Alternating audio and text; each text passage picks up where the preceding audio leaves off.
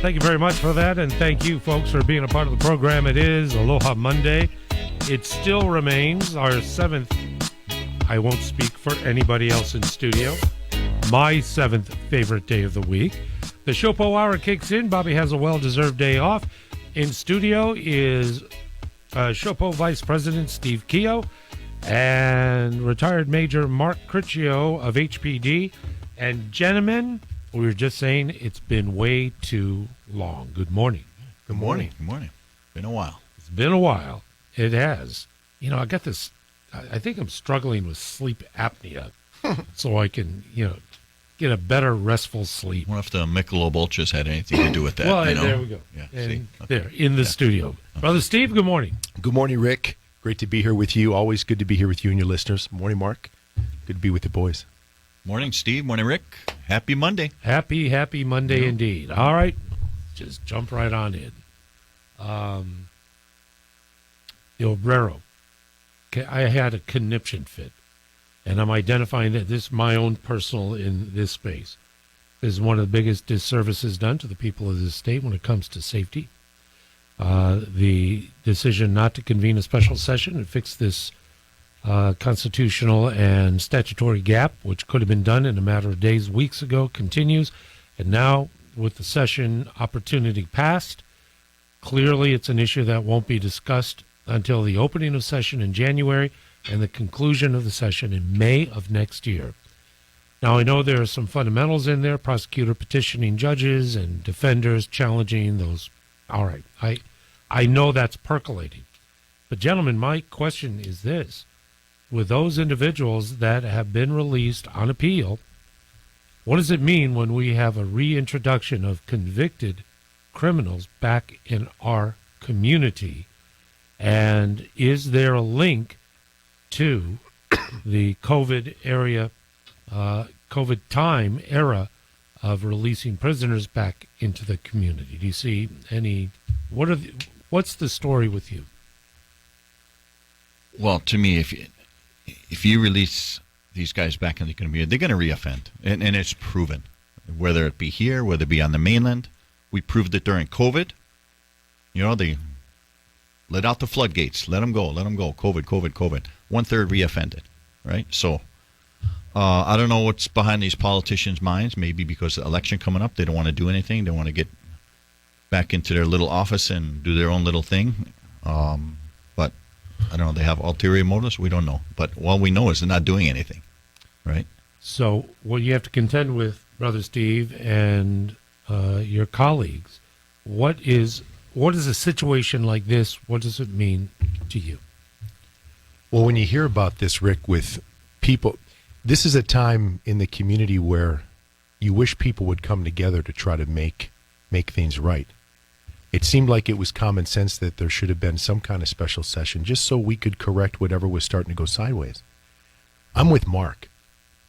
Statistic, average mathematics, you let 90 or 100 individuals out that are used to committing different criminal acts. It's just simple percentages that a portion of those individuals are going to reoffend. And my understanding is some of the people that are going to be let out, we're talking some pretty serious offenses, right, Rick? So the Obrero case is a second-degree murder case, right? So I don't see how this, as a community member, I don't see how this makes us safe.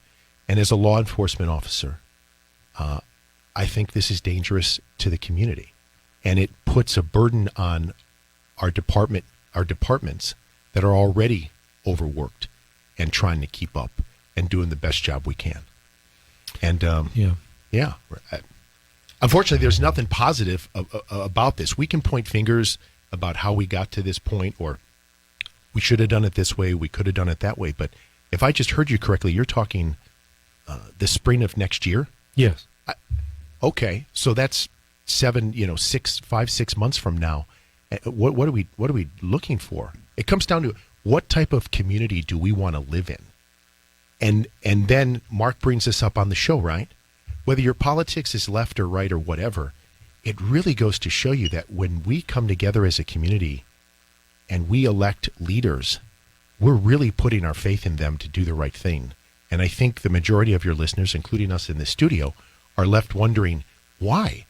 Why can't we come together, regardless of where your politics are at, and correct this as a community for the good of the community, not for anyone's personal interests or votes or this, that, and the other thing. But it is. It is personal. It is personal. It's personal agenda. Yeah. There are those on the left that maintain and claim you're doing a disservice by holding into custody any individual for any amount of time until there's an adjudication. I understand that. However, we've gone through this time and time again of what that necessity is, and also a particular jurisprudence process that does protect the individual and afford rights. My vote of contention, because as I mentioned, there's some machinations going on that are trying to mitigate it. It sits in the halls of that big square building with the governor, Speaker of the House, and with the Senate President. They knew it. They had the power. They have the authority. They can compel. They can get this done. And it wouldn't be an issue. We wouldn't have to go through all of the detailed other things to try and find a remedy. And that, to me, is why it's so frustrating. And my heart goes out to your men and women that are out there that have to contend with a reintroduction of those who have been convicted with statistical data that says many will reoffend. And they're dealing with it on a daily basis already, besides this, right? They're seeing these people get released from either O-Trips or Halava or wherever, right? It's like, we just hooked this guy up a week or two ago for a felony. What's he doing out, right? So they're dealing with it already. They've been dealing with it for years, and now they're just adding to it, right?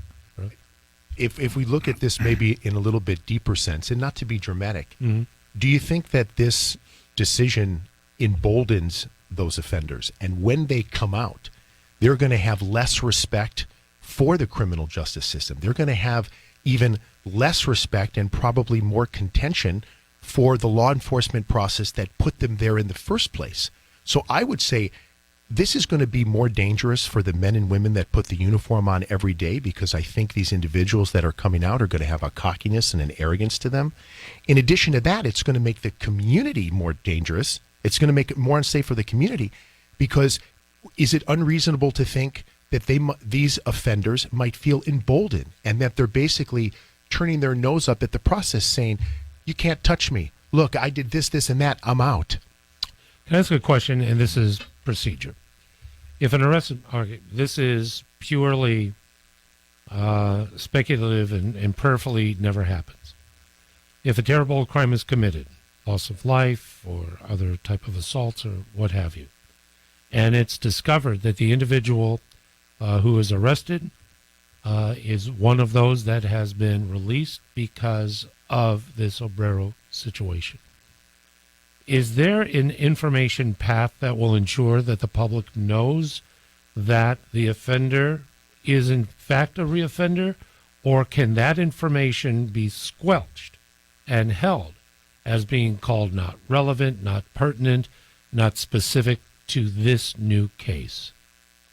What do you think, Mark? My initial response is, I think that would have to do with the prosecutor's office and what they could bring up and what they could discuss. As far as our level, I mean, when someone gets arrested, it comes out on our arrest logs, right? But as far as what specifically they were arrested for and if they were let out during this time period, I don't feel that's anything that HPD and the other county police departments would release. Okay. But it's a fair question, Mark. Yeah, I'm not sure. I'm not sure about that. Just curious, because if in fact something heinous does occur, and if in fact the individual who committed such crime is identified as somebody who'd been released because of this scenario, then there would be hell to pay. And I don't think anybody in administration, politics, etc., want to see that happen. So I'm just curious, can we get that information? And we can explore that a little bit later. I don't know if it would make a difference. And I'm going to tell you why. Because during COVID, when 1/3 reoffended, they didn't care. Well, you know, we know? Were we told specifically? Was it cited? And that's kind of what I'm looking for. Is if we're going to have activities like this, we need to have accountability, and the accountability comes with a consequence. And if we're not aware or have defined and quantifiable data to that effect, I don't want to speculate. I really want to say, without any hesitation, because of this, this happened. This would not have happened if you had done this. I think that's a fair and accurate statement, Rick. Right? I mean, if let's say there was things done that let's say you're of the position that the Hawaii Supreme Court made the right call. Okay, they made the right decision. That's your mindset. Then how do we as a community and how do key people come together and basically put the train back on the track? And you make a great point. It's almost like there's a gross negligence, if we want to call it that, as far as leadership, political leadership not coming together to fix this, because nobody hearing this can actually sit there and say, you know what, our community is not going to be impacted by this. This isn't going to affect us at all. We're going to be okay. Everyone that comes out, they're not going to I don't think anybody can sit there and look themselves in the mirror and say, you know what, this is a problem. This is a pending problem, and it's just really unfortunate. And I'm glad you keep talking about it on the show, because you know what, sometimes if personalities like yourself, things just get swept under the rug, people forget about it. And the only way to keep it top of mind to people in the community is for people like yourselves to bring this up. There's discussion on it so it doesn't just go away. And if something tragic happens, which I hope it doesn't, I hope it doesn't. Yeah. But statistically, there's a likelihood that it could, right? The community can say who in leadership positions did not act, who in leadership positions didn't keep us safe, who didn't do their job, and how can we correct it? The whole thing, it transcends political party. This is for every single citizen in this state. And what's emerging, because the explanation, because nothing's been official, but what you hear is that they couldn't agree on a draft of a bill. Now, hold on, kids. That's exactly what a special session is designed to do. They're so used to having the decision and the agreements made before convening. Same-sex marriage is a perfect example. 2 days of testimony, people passionate on either side. And as soon as it was done, okay, that concludes our testimony. Here's the vote. They already knew. It was a done deal. So that's what this Obrero case is exposing, of what's taking place in the big square building. And in my mind, it is an issue of status quo. And, you know, Rick, I think it's important to share that this Obrero case, the likelihood of it affecting the politicians and the leaders in the community that maybe are choosing not to do anything is low. But the people that are in our society that are maybe getting up every day, working 2 or 3 jobs to get by, maybe they're at minimum wage, maybe they live in neighborhoods that aren't so good, this is going to impact those people. The likelihood of this inaction is not going to affect certain political leaders. They have security details. They run in certain circles where they're not in these neighborhoods or in the communities. This inability of those people to not act actually puts those in other communities at risk. The governor, you talk about the square building. Those people in the square building probably lives in neighborhoods that are a little bit better, a little bit nicer. And then you have those in the community that are just getting up every day, struggling to make it, multiple jobs, kids, this, that, and the other thing, and the neighborhood isn't as good. Yeah. Well, those are the people that are going to be vulnerable. And it's interesting that the people that are choosing not to act, they're not going to be the one in harm's way immediately. It's going to be the people that they were supposed to protect and serve. Yeah. So. Yeah.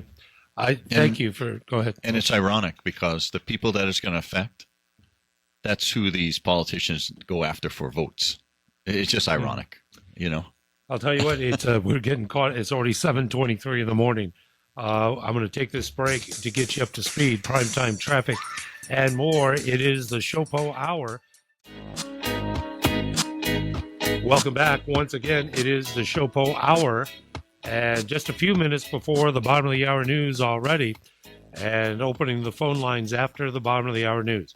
There's a bit of a dovetail to this, and while we're discussing crime and the role that our legislature plays, And we went through House Bill 1567 last session. We know all the machinations behind that and the details because we were involved at every step of the way.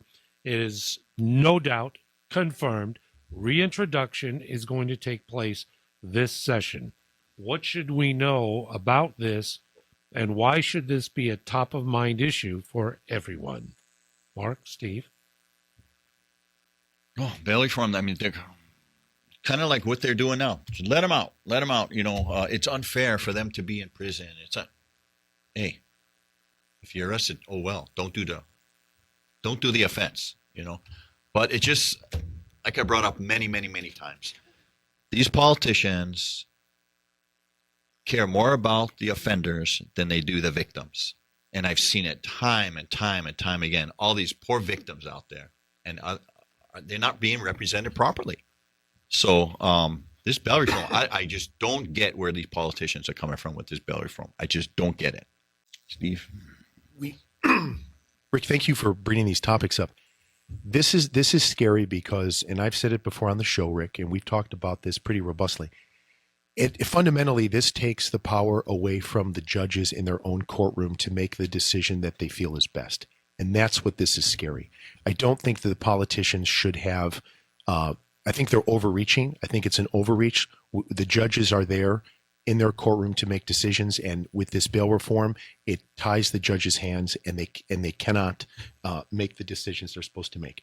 Additionally, we have the best criminal justice system in the world. Is it 100% perfect all the time? No. Can we work to make it better? Yes. Are we innocent until proven guilty? Yes. People need to be tied into the criminal justice process, and bail ensures that the accused is going to participate. When you take away any type of accountability, if you think that individual is going to show up to their court date, now, again, innocent until proven guilty, but there has to be a level of accountability for that person to participate in the process, and that's why we've done bail. So we have just a couple of minutes, but I'd like folks to have an establishment of basics. What is the process and procedure that leads from responding to a call, investigating at the scene, and then leading to an arrest? What kind of process goes through to arrest an individual based on the level of information, evidence, etc., in that process specifically? Can you help us understand how that works? Sure. So when an officer makes an arrest, that means they feel that they had probable cause to make an arrest. It's usually a team effort, and depending on the type of arrest that takes place, not only will it be patrol officer responding, but if it's a felony type case, the patrol sergeant will also be responding. The person is then taken into custody, brought in for charging at the desk, and then depending on what the detectives want to do and what the desk lieutenant wants to do, they move from there. But again, the police department is basically the first part of the criminal justice system. We're not deciding guilt or innocence. We're simply saying, as investigative law enforcement body, that, hey, there was probable cause to feel that a criminal act occurred. Therefore, we're effecting a lawful arrest. We're not saying the person's going to get their day in court. We're basically then, they're being introduced to the criminal justice system, and then they'll get their process. And if Mark wants to talk a little bit about what happens on the back end, absolutely. So at the scene, right? Mm-hmm. Either the officer witnessed it or the officer has underlying evidence that implicates this person. Okay, so that'll be the probable cause, whether it be a witness or video or something like that, right? So then the officer has to type an affidavit of probable cause, judicial probable cause, and then that goes through the court, and a judge has to review this, and the judge will sign off that there is enough probable cause to hold this person, or that this person probably did the crime, right? Again, not guilty, but no one else probably did this thing, right? Mm-hmm. So, and then again, with a felony, it's more in depth, right? You're going to have a detective assigned. They might interrogate. Might get attorneys involved. It gets a little more in depth with felonies, but for bail, say, right? Misdemeanor bail, the desk lieutenant will set the bail. For felony bail, you will call a judge to set the bail, right? And Is that any degree of felony? yes. Okay. Yes. All Okay. felonies, a judge will set the bail. So a Okay. detective will do their investigation, 100% done, call a judge, explain the case, say, hey, I'd like to get, say, $50K for this bail. And the judge will say, okay, or no, I want you to go lower, which is most of the time. Judges will always go lower. Yeah. Yeah. So if I may, just in a moment, what I'm gathering is that there are those in positions of decision making that clearly do not trust this process. And by that, first and foremost, they do not trust the officer. And they call into question whether or not the officer has a position of A, B, C, D, or E. And in the days in which we live, I think that the attitude and opinion and bias and unfounded criticisms of our police officers, I have a feeling, speculating, that's one or two at the list of what drives this type of legislation. Well, we've seen it. I've seen it from day one when I came in the department. Yeah. You discredit the officer, you discredit the investigation, you can get my client off. And that's, That's the bottom line. And I think it's important, Rick, to realize that we do a lot of proactive police work, but a lot of times we respond to 911 calls for service. So people need to remember, we're not just showing up because we have nothing better to do. Somebody from our community called and stated they need police assistance, whether they were a victim of a crime, they saw something occur. We're not making an arrest and taking away somebody's liberty unless we feel there's probable cause, but there also has to be a complainant. There has to be someone that's saying, I'm willing to prosecute this individual for what they did, except in cases of domestic violence, where the law enforcement agency steps in, even if the victim doesn't want to prosecute, we shall make an arrest. But again, we're not taking somebody to jail for a possible criminal act unless there is somebody willing to prosecute. We're not just driving around and stopping people randomly. There are people in the community calling us saying, we need help. Nobody calls the police when they're having a good day.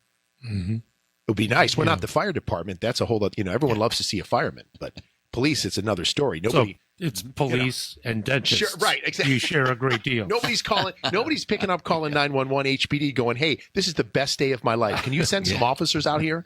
Yeah. Got to take a break. We're at the bottom of the hour. Gentlemen, thank you so much for tackling the Q&A. And by the way, opening up the phone lines right now. 521-8383, the SHOPO Hour, featuring Vice President of SHOPO, Steve Keogh, and HPD retired officer, Mark Criccio. And we'll be back in a moment. It is the SHOPO Hour here on News Radio 830 KHVH. And again, give us a call at 521-8383 with Steve Keogh, Mark Criccio.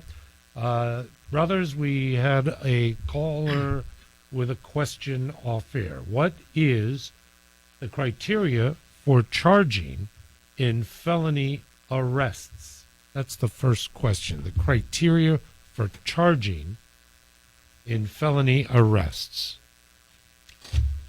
Well, that's the age-old question because it actually lies with the prosecutor. Okay. For us, we want to charge every single case. A felony comes in, we got some of the best detectives in the country here. We have an awesome criminal investigation division. And, we want to go for it. We want to charge these guys. But then you go to the prosecutor. I'm like, he hasn't been convicted of a felony yet, or he needs this, we need that, or he hasn't addressed. So, release him pending investigation and we'll go grand jury later. And then 6 months later, we'll go grand jury. We'll get a true bill, and then the warrant comes out. So maybe a year later, we could go get this guy. Yeah. So RPI is like, if this was a drinking game, we would be drunk 24 hours a day. Oh, my God, yeah. Yeah. Yeah. And you know what? The offenders know it. Yeah. Yeah, they know it. So you're not preconceived, and I don't want to assume anything, there's no preconception of categorizing the severity of crime. It is just the crime itself. The determination of what it rises to, etc., is determined by prosecutors. Yes. So, okay. So that's, Yeah. Thank you for that. Second question, criteria for released, here it is, RPI. Is there a technical determination? You'll just allude It's called to release pending Yeah. investigation. So, the guy's not off, but Right. so in other words, more investigation. And, rightfully so. Some cases, yes, you do need a more time. Like, say, maybe some fraud cases, you got to get to the banks and all this. So Yeah. you just don't have enough time to charge this person. So, but a lot of times, release pending investigation, these guys know it. They know it. So. Brother Steve? I was just going to say that there is a place for RPI because sometimes the detectives aren't going to, in their time window, be able to have enough information gathered to actually bring charges forward. So there is a place for it. But you certainly, and Mark said, we have fantastic detectives.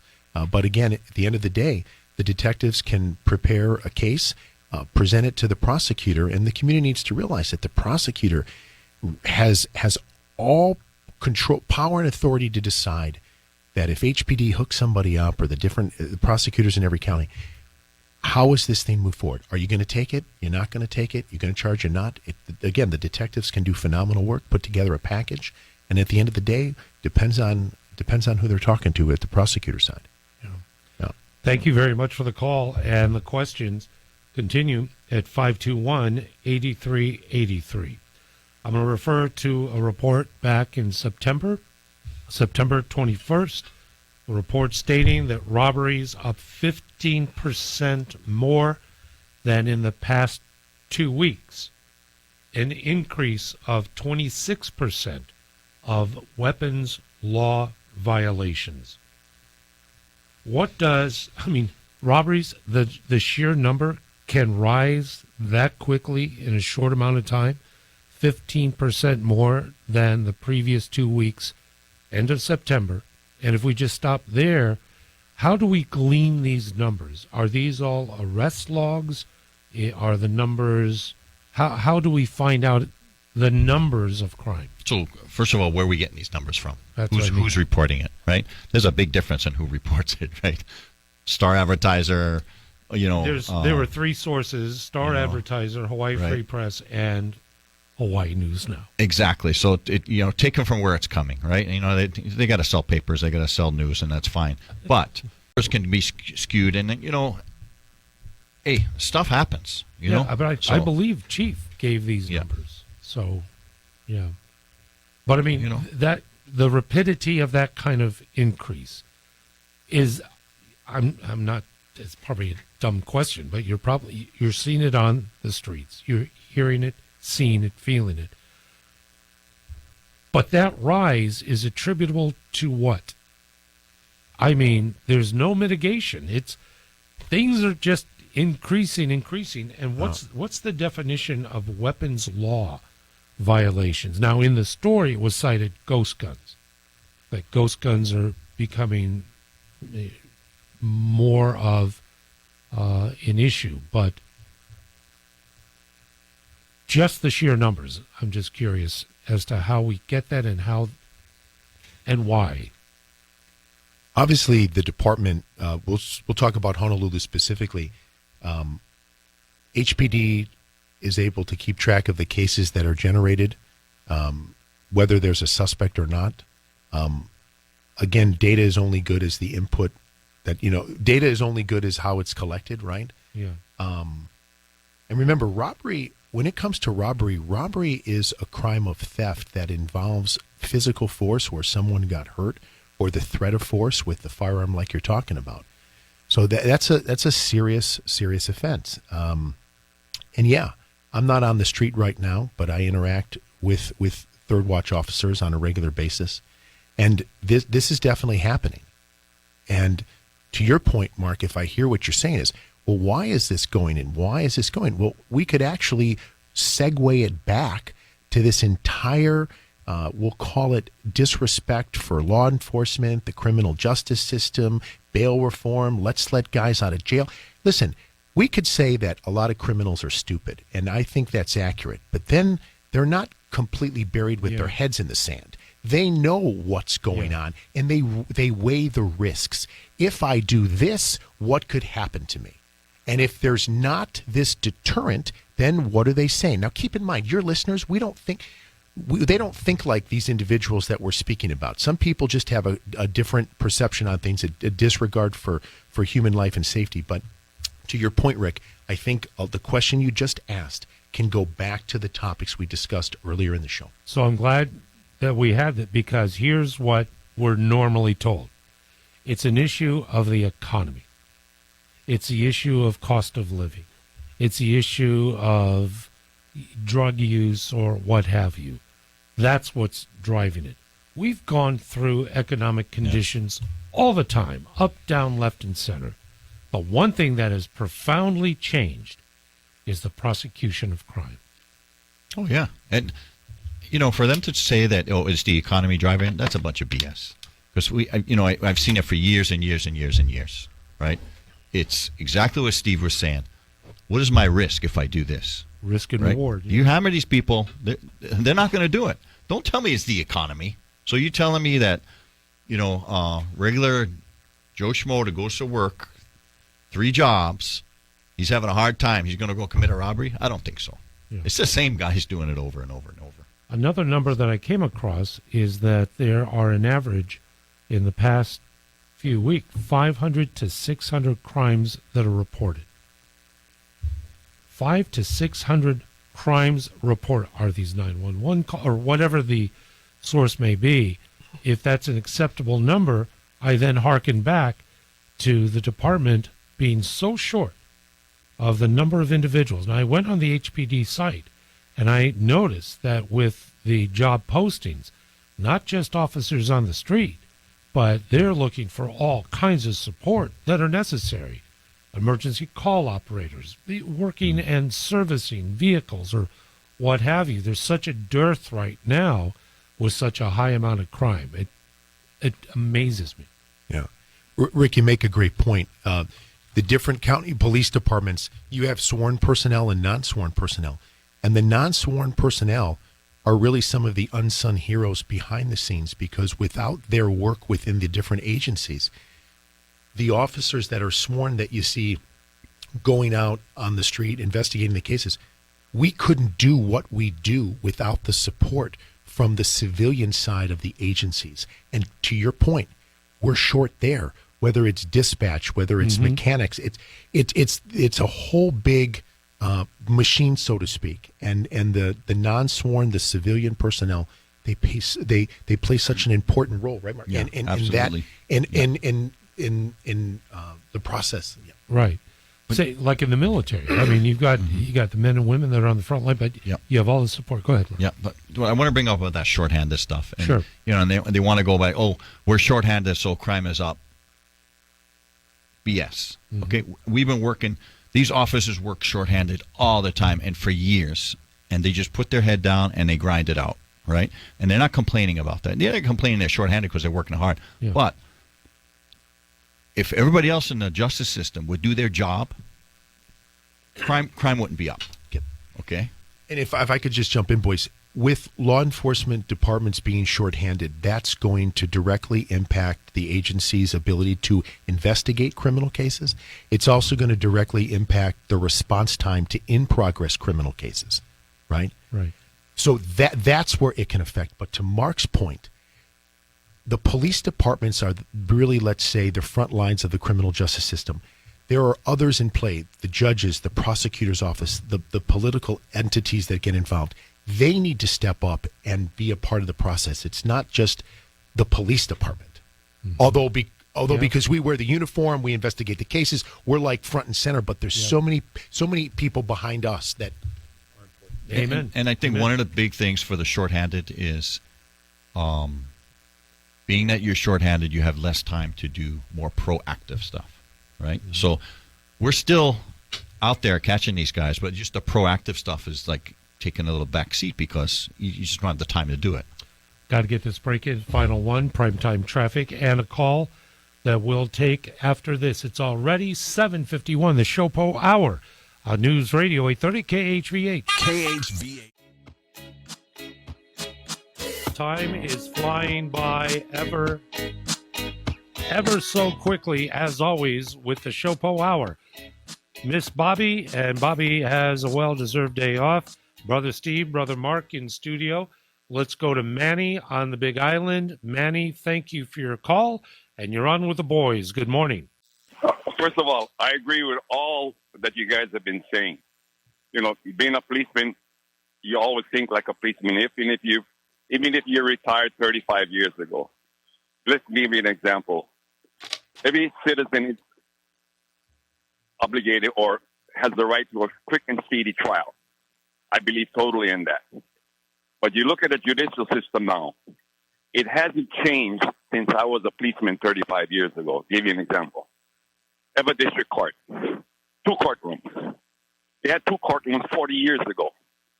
They haven't increased their capacity to charge or to bring people to court quickly.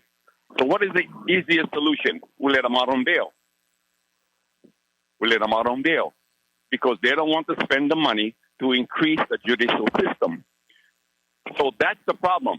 What you guys should be doing is lobbying the legislature to increase the judicial system where you get people that are being arrested and for minor violations be brought to trial as quickly as possible.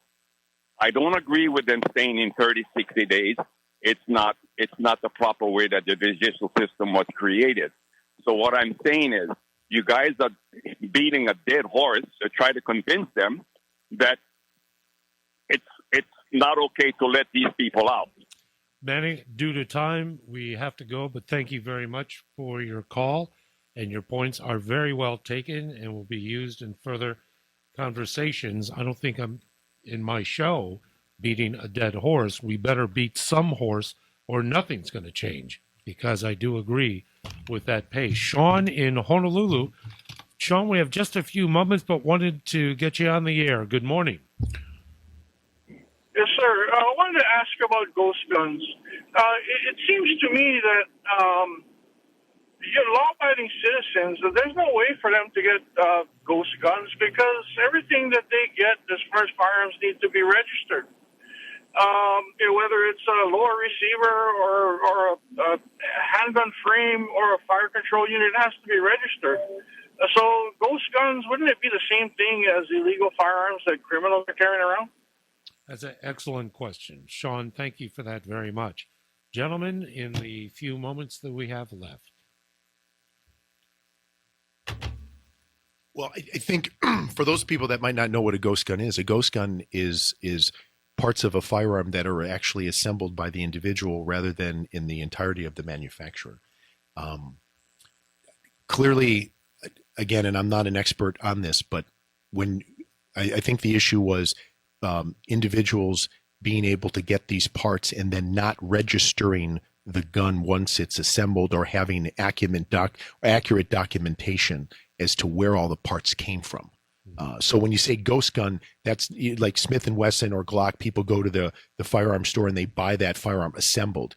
When you talk about the ghost gun, it means that an individual through the basically assembled it themselves and got parts from different places. So I don't know if I would say that it's one and the same. An unregistered firearm is a problem, right? Ghost guns are a problem, but I think people should be able to assemble firearms, repair them, do what they want. I don't quite know where he was going with that call, but we appreciate him calling in. But again, unregistered firearms are a problem. Ghost guns, when you assemble all those parts, it's just a question of where you get them. And on that, go ahead. Yeah, real fast, Sean. Thanks for the call. So the ghost gun, yes, it is an illegal gun once it puts together. But the difference is you're getting all these parts, you're putting them together, and it's up to the individual to go register it, and they're not being registered. So that's why they're out there and they don't know. So actually, to caller's point, in some ways, then I guess it is similar in that both firearms are unregistered. They're both problems.